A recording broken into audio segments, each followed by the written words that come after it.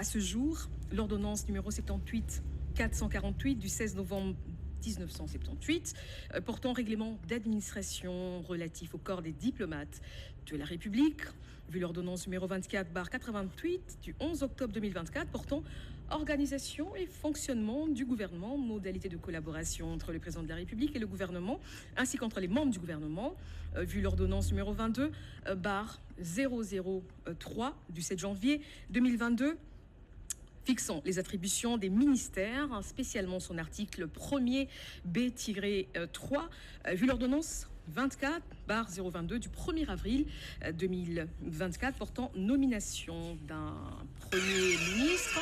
vu l'ordonnance numéro 24/039 du 28 mai 2024 portant nomination des vice-premiers ministres, des ministres d'État, des ministres délégués, des vice-ministres, vu la nécessité et l'urgence, sur proposition du gouvernement, ordonne. Article 1er est nommé ambassadeur extraordinaire et plénipotentiaire de la République démocratique du Congo auprès de la République de l'Inde, Madame Mushobekwa Ayaza Emily. Article 2, la précitée bénéficiera pour la durée de ses fonctions des indemnités et avantages prévus par l'ordonnance portant règlement d'administration relatif au corps des diplomates de la République. Article 3, sont abrogées toutes les dispositions antérieures contraires à la présente ordonnance. Article 4, la ministre d'État, ministre des Affaires étrangères, coopération internationale et francophonie est chargée de l'exécution de la présente ordonnance qui sort ses effets à la date de sa signature. Fait à Kinshasa, le 6 mars 2025, Félix-Antoine Tshisekedi Tshilombo, Judith Suminwa Tuluka, première ministre, pour copie certifiée conforme à l'original, le 6 mars 2025, le cabinet du président de la République, Anthony Kinzo-Kamole, directeur de cabinet.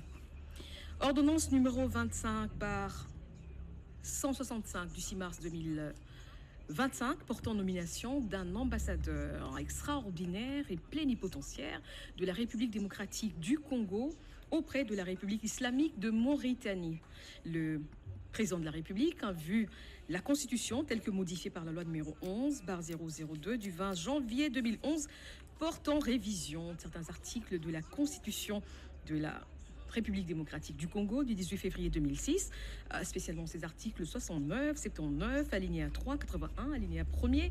point 1 et 221, vu l'ordonnance 24/022 du 1er avril 2024 portant nomination d'un Premier ministre, vu la nécessité et l'urgence, sur proposition du gouvernement, ordonne. Article 1er. Est nommé ambassadeur extraordinaire et plénipotentiaire de la République démocratique du Congo auprès de la République islamique de Mauritanie, messieurs Nindou Kibambe Eric. Article 2, le précité bénéficiera pour la durée de ses fonctions des indemnités et avantages prévus par l'ordonnance portant règlement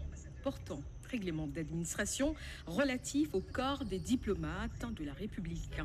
Article 3, sont abrogées toutes les dispositions antérieures contraires à la présente ordonnance. Article 4, la ministre d'État, ministre des Affaires étrangères, coopération internationale et francophonie, est chargée de l'exécution de la présente ordonnance qui sort ses effets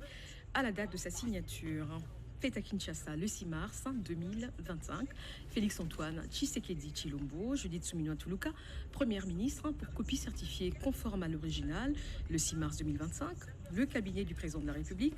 Anthony Kinzo-Kamole, directeur de cabinet. Ordonnance, loi numéro 25/028 du 7 mars 2025 portant autorisation de la prorogation de l'état de siège sur une partie du territoire de la République démocratique du Congo. Le président de la République, vu la Constitution telle que modifiée par la loi numéro 11/002 du 20 janvier 2011 portant révision de certains articles de la Constitution de la République démocratique du Congo du 18 février 2006, spécialement en ses articles 85, 129, 44, alinéa 5 et 145, vu la loi numéro 24/012 du 20 décembre 2024 portant habilitation du gouvernement, spécialement ses articles 1er, 2 et 3, vu tel que complété à ce jour, l'ordonnance numéro 21/115 du 3 mai 21 portant proclamation de l'état de siège sur une partie du territoire de la République démocratique du Congo, spécialement son article 1er, vu l'ordonnance numéro 24/88 du 11 octobre 2024, portant organisation du gouvernement, modalité de collaboration entre le président de la République et le gouvernement, ainsi qu'entre les membres du gouvernement, vu l'ordonnance numéro 24/022 du 1er avril 2024 portant nomination d'un Premier ministre, vu la nécessité et l'urgence, sur proposition du gouvernement délibéré en Conseil des ministres, ordonne, article 1er, et autorisé, conformément à l'article 144, alinéa 5 de la Constitution, pour une période de 15 jours, prenant cours le 8 mars 2025, la prorogation de l'état de siège proclamée par l'ordonnance numéro 21/015 du 3 mai 2021. Article 2, sont abrogées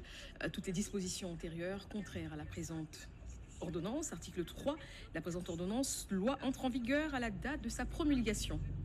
Fait à Kinshasa le 7 mars 2025, Félix-Antoine Tshisekedi Tshilombo,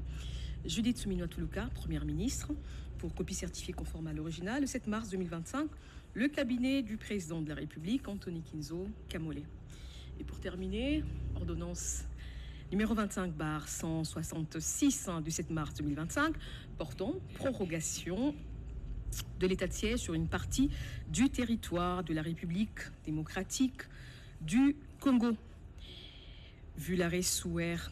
115-50 du 6 mai 2021 de la Cour constitutionnelle siégeant en appréciation de la constitutionnalité de l'ordonnance numéro 21/016 du 3 mai 2021 portant mesures d'applicabilité de l'état de siège sur une partie du territoire de la République démocratique du Congo. Vu la nécessité et l'urgence, le Conseil des ministres entendu ordonne, article 1er,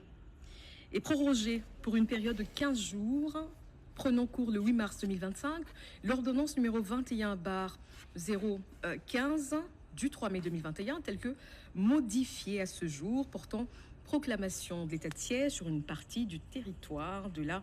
République démocratique du Congo. Article 2, sont abrogées toutes les dispositions